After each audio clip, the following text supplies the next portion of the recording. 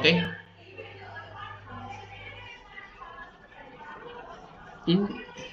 In an idea, foreign companies issue shares to Indian depository. അപ്പോൾ നമുക്കറിയാം Indian deposit receipt പ്രകാരം foreign കമ്പനികൾ issue shares to an Indian depository ആണ്. Shares issue ചെയ്യുന്ന Indian depository rate എന്താണോ ആ ഡിനോമിനേഷനിലായിരിക്കും. Which Indian issue deposit receipt to investors in India. അപ്പോൾ അവർക്ക് ഇന്ത്യൻ ഇൻവെസ്റ്റേഴ്സിന് ഈ ഒരു രീതിയിലാണ് അവർ എന്ത് ചെയ്യുന്നത്, സെക്യൂരിറ്റികൾ ഇഷ്യൂ ചെയ്തുകൊണ്ട് ഫണ്ട് റേസ് ചെയ്യുന്നവർ. In simple time, IDR represent an ownership interest in a fixed number of underlying equity shares of the issuing foreign company.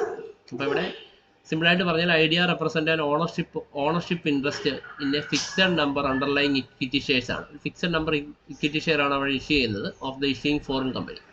These shares are called deposit shares. അതുകൊണ്ട് ഈ ഷെയറിനെ നമുക്ക് എന്ത് വിളിക്കാം, ഡിപ്പോസിറ്റ് ഷെയർസ് എന്ന് വിളിക്കാം. The Indian deposit receipt was initiated by the government to globalize the Indian capital market. Indian depository സർവീസിനെ government എന്ത് ചെയ്യുന്നു, കൂടുതൽ പ്രോത്സാഹിപ്പിക്കുന്നത് നമ്മുടെ ഗ്ലോബലൈസ് ചെയ്യാൻ, ആഗോളവൽക്കരണം നടത്തുക എന്നുള്ളതാണ്. Indian capital market and hello local investors entry into foreign കമ്പനിയാണ്. അപ്പം ഇന്ത്യൻ ക്യാപിറ്റൽ മാർക്കറ്റിനും അതുപോലെ ലോക്കൽ ഇൻവെസ്റ്റേഴ്സിനും വിദേശ കമ്പനികൾ ഇൻവെസ്റ്റ് ചെയ്യാനുള്ള അവസരം കൊണ്ടുവരുന്നത് കൊണ്ടാണ് ഈ IDRനെ എന്ത് ചെയ്യുന്നത്, ഇന്ത്യൻ മാർക്കറ്റുകൾ പ്രോത്സാഹിപ്പിക്കുന്നത്, അല്ലെങ്കിൽ ഇന്ത്യ ഗവൺമെൻറ് പ്രോത്സാഹിപ്പിക്കുന്നത്.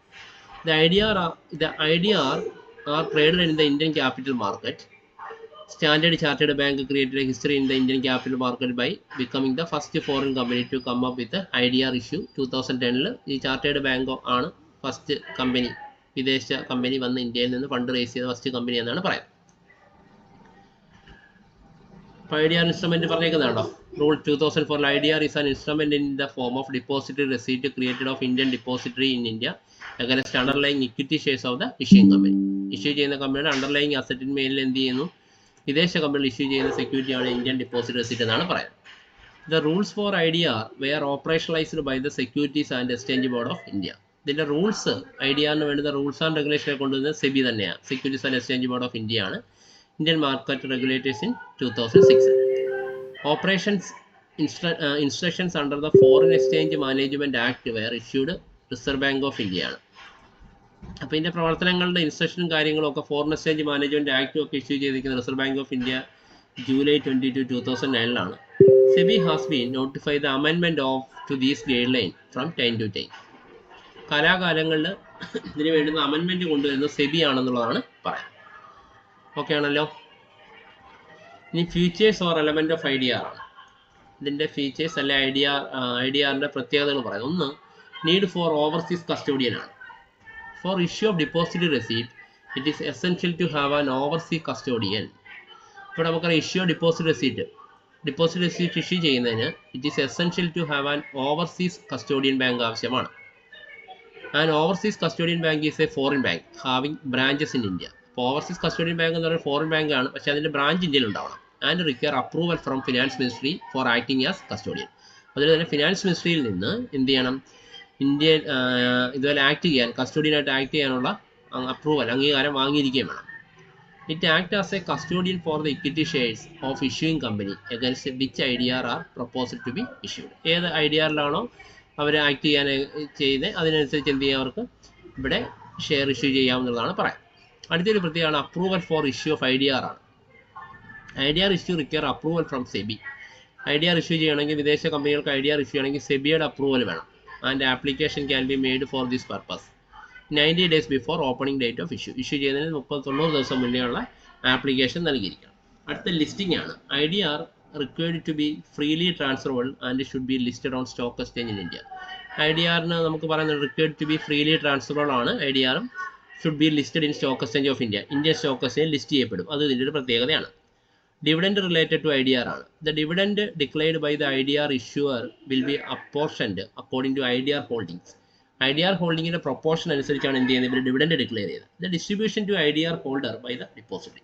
അപ്പോൾ distribution to the IDR holder by the depository വഴിയാണ് എന്ത് ചെയ്യുന്നത്, IDR ഹോൾഡർക്ക് ഇതിൻ്റെ ഡിവിഡൻഡ് ഡിസ്ട്രിബ്യൂട്ട് ചെയ്യുന്നതാണ് പറയുന്നത്. അത് ഇതിൻ്റെ ഒരു പ്രത്യേകത തന്നെയാണ്. അതിനാണ് domestic depository is responsible for distribute the corporate benefit to IDR holders. Domestic depository ആണ് ഏത് കോർപ്പറേറ്റ് ബെനിഫിറ്റ്സുകൾക്ക് IDRൻ്റെ ഉത്തരവാദിത്വം. അടുത്ത ടാക്സേഷൻ റിലേറ്റഡ് ടു IDR ഉണ്ട്. അതൊരു പ്രത്യേകതയായിട്ട് പറയുന്നത്. Current tax provision put under IDR at a distinct disadvantage ആണ്. when compared with other states listed in the Indian stock exchange. Dividend tax will be assessed at 30% plus 10% surcharge on all dividend from IDR. 30% എന്ന് പറഞ്ഞാൽ flat rate, അതിനുള്ള ഒരു 10% surcharge dividend ആയിട്ട് ഐഡിയാറിന് എന്ത് ചെയ്യും, നമ്മൾ add ചെയ്യുന്നൊരു ടാക്സ് എന്ന് പറയും. ഇനി ഐഡിയാറിൻ്റെ നേട്ടമാണ്, IDR allow more access to liquid market. Liquid മാർക്കറ്റിനെ കൂടുതൽ ആക്സസ് എന്ത് ചെയ്യാൻ പറ്റും, അലോ ചെയ്യുന്നുണ്ട് എന്നുള്ളതാണ് പറയുന്നത്. അല്ലെങ്കിൽ കൂടുതൽ ആക്സസ് ചെയ്യാനുള്ള അലോ ചെയ്യുന്നുണ്ട്, അതൊരു പ്രത്യേക അഡ്വാൻറ്റേജ് ആണ്. IDR give a Indian residence to chance invest in listed foreign entry. Foreign കമ്പനികളിൽ എന്ത് ചെയ്യാൻ പറ്റുന്നുണ്ട്, നമുക്ക് ഇന്ത്യൻ റെസിഡൻസിന് ഇൻവെസ്റ്റ് ചെയ്യാനുള്ള അവസരം കിട്ടും എന്നുള്ളതാണ്. അടുത്തത് the investor base of issuing company become expanded.